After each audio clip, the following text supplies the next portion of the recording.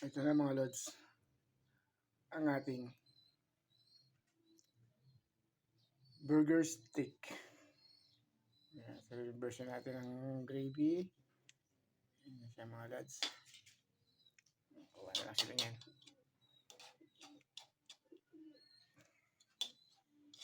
Yan, kuha na lang. Marami sauce natin.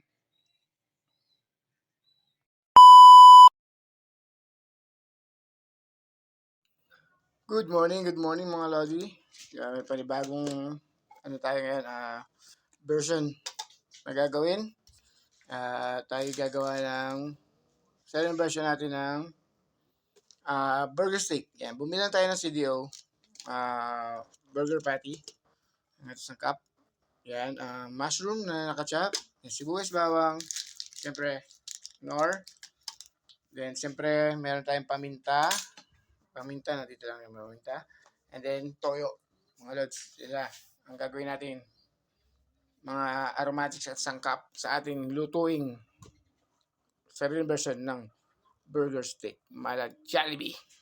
Siyempre first of all, magdaan tayo ng piprito natin yung ating burger patty. Gamitin natin para dyan na rin tayo kasi tayo mamaya magluluto ng ating gravy. Yan.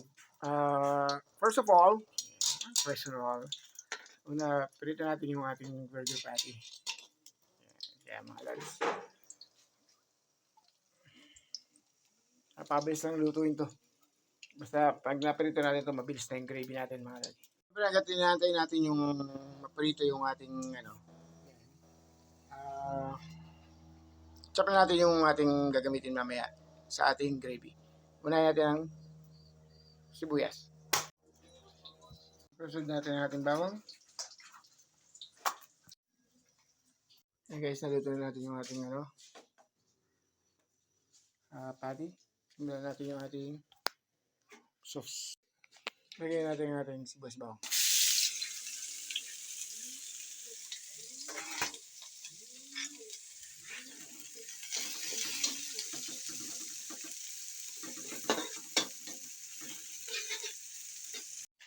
Hintayin natin yung isolve natin yung ating harina. Siya yung magpapalapot sa ating gravy. So, lagyan natin yung ating chicken cubes. Habang chicken cubes, lagyan natin ng water. Mga 2 cups kasi marami. Siyempre, after ni broth cube, ang ating dato puti soy sauce para magkaroon ng kulay ang buhay. Yan.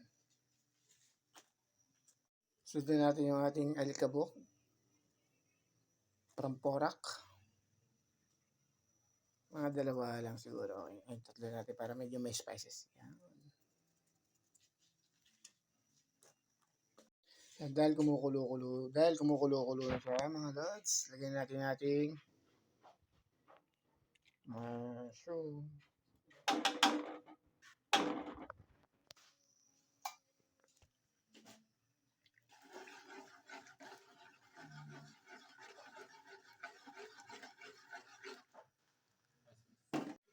Ayan na mga lods. Ayan na mga lods. Sumukulo na yan natin.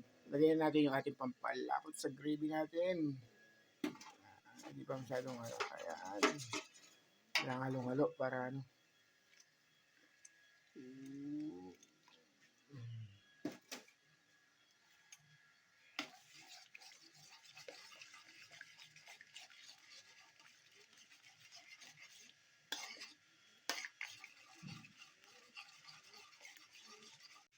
mga lods, tapos na yung ating gravy. Lagyan natin yung ating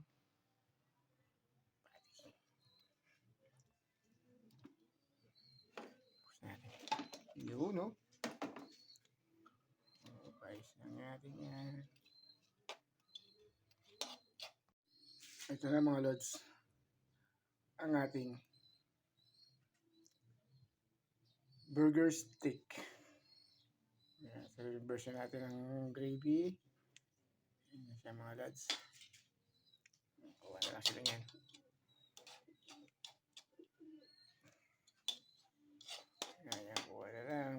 marami sauce natin.